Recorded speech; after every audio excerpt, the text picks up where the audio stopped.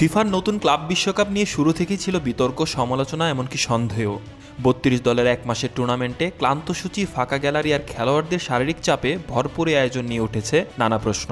তবে শেষটা হয়েছে একেবারে সিনেমার মতো, আর সেই চূড়ান্ত নাটকীয়তা ইতিহাস গড়েছে চেলসি। ফাইনালে নিউ জার্সির মেটলাইফ স্টেডিয়ামে ৮২,০০০ দর্শকের সামনে ইতিহাস গড়ে চেলসি।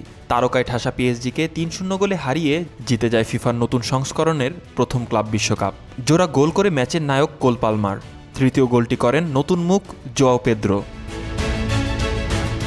চেলসির অবিশ্বাস্য জয় শুধু একটি ট্রফি জয়ের গল্প নয়, এটা ভবিষ্যতের এক ইঙ্গিতও হতে পারে। অন্তত এমনটাই মনে করছেন চেলসির উদীয়মান ইংলিশ ডিফেন্ডার। তিনি বলেন, আমার ক্যারিয়ারে এখন পর্যন্ত এটা সবচেয়ে বড় শিরোপা। আমি বিশ্বাস করি ভবিষ্যতে ক্লাব বিশ্বকাপ চ্যাম্পিয়ন্স লিগকেও ছাড়িয়ে যাবে।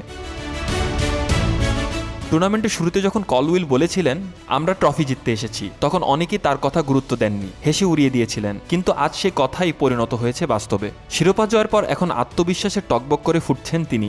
কলউইল বলেন, তখন অনেকেই তাকে পাগল ভাবতেন, কিন্তু এখন তিনি আবারও দৃঢ় কণ্ঠে জানিয়ে দিয়েছেন আমরা আগামী মৌসুমে প্রিমিয়ার লিগ ও চ্যাম্পিয়ন্স লিগ জিতব। আসরে নানা বিতর্ক থাকলেও ফাইনালের গ্যালারি ছিল কানায় কানায় পূর্ণ। ফুটবল বিশ্ব দেখল যদি ম্যাচে থাকে উত্তেজনা আর যোগ্য প্রতিদ্বন্দ্বিতা, তবে মানুষ ক্লাব বিশ্বকাপকেও ভালোবাসবে। শুধু চেলসির জয় নয়, ফিফার জন্য এটা এক বড় জয়। দীর্ঘ সমালোচনার পর অবশেষে এসেছে কিছু ইতিবাচক বার্তা, আর এই বার্তার মুখ হয়ে উঠেছেন লেবি কলউইল, যিনি শুধু শিরোপা জিতেননি, দিয়েছেন সাহসী ভবিষ্যৎবাণী। একদিকে সমালোচনা, অন্যদিকে রূপকথার মতো জয়। নতুন ক্লাব বিশ্বকাপ তাই এখন দাঁড়িয়ে আছে প্রশ্ন আর সম্ভাবনার সংযোগস্থলে। চেলসির হাতে প্রথম শিরোপা, কলউইলের মুখে ভবিষ্যতের বার্তা। এখন সময় বলে দেবে এই ক্লাব বিশ্বকাপ কি সত্যি একদিন ছাড়িয়ে যাবে চ্যাম্পিয়ন্স লিগকেও।